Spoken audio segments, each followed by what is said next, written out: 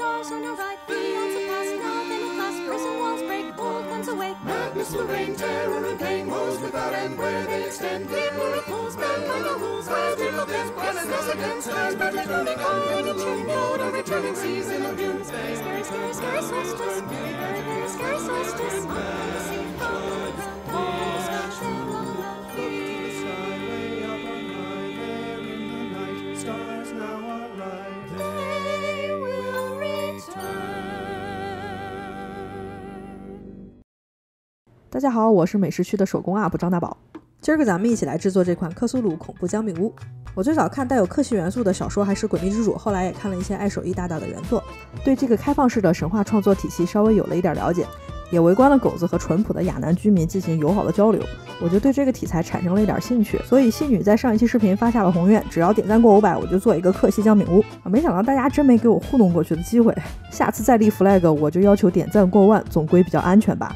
万圣节和圣诞节的姜饼屋我都做过，一个恐怖一个温馨，我更喜欢前者，因为有点什么小瑕疵的话，你就当它是营造氛围，特别好偷懒。今天这道客家菜就当是我提前祝大家圣诞和新年快乐吧。先来画一个潦草的草图，正适合我们今天的这个氛围。特别感谢我的好朋友贺仔的友情支援，帮我完善了一些设计想法，把草稿变成图纸，再剪成纸样。接着准备姜饼面团，把液体材料和黄油混合加热，晾到30-40度，粉类筛进去搅和搅和，包成一坨冷藏。这个配方里有大量的液体糖，很软，最好冷藏过夜，拿出来直接擀，不要回温了。均匀的擀成3-4毫米的厚度，冷冻定型，按着纸样切开。我用这个配方纯粹是图它方便省事儿，它适合用那种压可颂的大压面机，适合大批量制作。但是新手可能会觉得它太软黏，你可以搜一下其他的配方。姜饼的配方有用乳化法打发黄油的，也有像我这样所有东西融化了一起糊的。只要里面有香料，好擀不开裂，烤的时候不起泡，冷却之后足够结实，它就是一个好的姜饼配方。反正也是难吃跟更难吃的区别，这么多期视频了，你见过我做东西不吃边角料的吗？可见这玩意儿它的味道就是比较一言难尽。我喜欢把切好的饼干冷冻一下再高温烤，好让它更好的保持身材，不过分膨胀。180度烤了15分钟，根据姜饼大小和你烤箱的不同，温度和时间是可以调整的。在制作派皮、塔皮啊这类东西的时候也是一样的，可以先冷冻一会儿，以后用比较高的温度先让外皮定型，再改用低温烤熟，烤到它边缘的颜色变深，并且冷却以后整个饼干比较硬就可以了。因为配方含水量比较高，烤完之后饼干边缘会有一点膨胀的圆弧，所以我们用削柠檬屑的这个刀把它给整平了。这是法田里面平整塔皮的时候经常用的一个技巧。砖头都烧好了，咱们就来抹腻子吧。糖霜的制作和调整可以去看我去年的圣诞饼干视频，讲得很详细了。糖霜调得比较稠，但是稍微有一点点流动性，用它在姜饼上制作出木纹的质感。因为这次的房子是半面敞开的，所以饼干的两面都要涂糖霜。我的设计里呢，房子靠触手的那一边颜色发黑，就好像是被侵蚀了一样，所以你可以用深色来回多涂2层，这样干了之后呢，质地会更加恶心一点。其实我觉得做姜饼屋最重要的一点是你要明确自己的概念，再想办法把它呈现出来。我的很多方法也是自己瞎琢磨的，做这个东西是没有标准答案的。比如同样是做质感，我们也可以用抹刀这样大面积的铺开，比起笔刷它没有那么的细腻，但是比较大，适合大面积使用，只要适合你的概念就是好的。我觉得爱手艺大大很多小说呢，它的氛围烘托都非常好，虽然看了结局有时候会有点失望，觉得啊就这，但是过后冷不丁忽然想起来也是吓得一哆嗦。我最近因为做这个视频，所以睡前读物都是克苏鲁短篇集。有一天晚上1-2点，我正梦到一群章鱼怪，突然一袋橘子哐当一声它就掉地上了，给我吓得呀，后半夜都没敢睡，感觉好像招来了什么神秘的宇宙力量，吓死我了。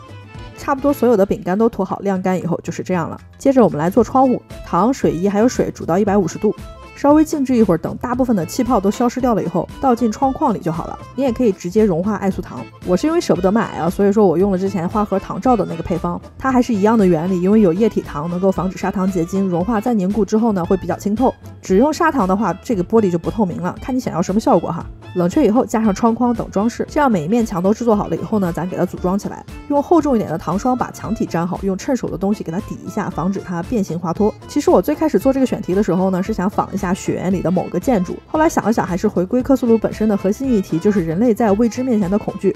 自己做设计呢更有趣，当然了也是有一些不太重要的原因，毕竟每一个小怪都能血虐我这个手残，并且里面每一个建筑看起来都要干到明年才能做完啊。当然了这些都不重要，冬天的北方特别适合做姜饼屋和糖霜饼干，因为它特别干，但是像这样比较厚重的粘合用糖霜大概也要风干1天左右。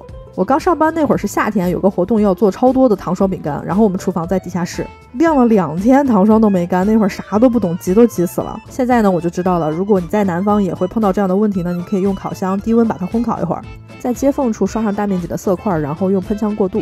这里用的就是普通水溶性色素加上烈酒化开，这样就省去了买喷枪专用色素的钱，而且用不完的酒啊，咱们兑点果汁儿，就着鸭掌啊。今天的视频呢就到这里为止了，我是张大宝，我们下期见。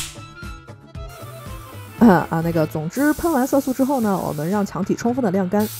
等待晾干的期间呢，我们来做一些别的东西。我用糖霜模仿石头的质感做了一个壁炉，也制作了一些比较粗糙的其他家具。放上了家具之后呢，这个房间就比较有生活气息，等一会儿才有对比的反差。这样子设计是因为我觉得克苏鲁很吸引我的一点就是它未必会有番茄酱啊这种直观的恐怖的东西，但是会有一些细思极恐意犹未尽的细节。因为搬家之后光线实在太差了，每天只能录2到3小时，我又比较赶时间，小家具制作就没有录了，大家直接看成品吧。因为是渔民小屋，所以我用糖霜画了个渔网。我把小线灯的头塞进了壁炉里，这样就可以亮起来了。封上屋顶，稍稍上色之后，我们这个小屋就差不多完成了。外立面等会儿还要再做进一步的装饰。至于触手，我用的是在姜饼屋真人秀里看到的一种方法，先把剩下的姜饼捏碎和加热到融化的干佩斯混合。这种混合物的优点呢是它更硬一些，便于捏塑大块的物件。在这里我加了色素，不是必须的哈，我是想试一试，如果它加色素上色均匀的话呢，可以直接拿来做石块，但是结果相当一言难尽啊！这个颜色，这个质感，用粗一点的铝线呢扭出一个大概的框架，再把混合物捏上去。我感觉这个视频开始散发出不明的味道了，还是直接跳到塑形结束，裹好干佩斯外皮以后吧。这样子我们就得到了3条光滑的触手，再用糖霜画吸盘，并且用喷枪上色。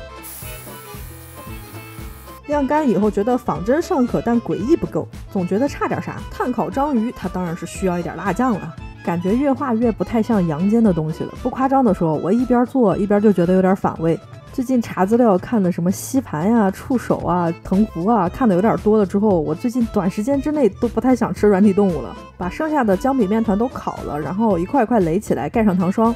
依然是用糖霜粘上做好的房子，把糖霜覆盖在裸露在外面的每一块饼干上。我觉得这里用翻糖应该也是可以的，效果会稍微有一点区别。依然是用喷枪上一点颜色，粘上触手，用稀一点的糖霜画出黑色的海水，最后增加一些藤壶啊、海藻啊、血液啊之类的细节。姜饼屋对于我来说有一点特别的意义。刚毕业我工作的地方是办活动的嘛，所以做的甜品是五花八门，什么都有。人手严重不足，而且客人还很刁钻。我那个时候就只在学校学过2年的烘焙，没有任何的经验，感觉自己什么都不会。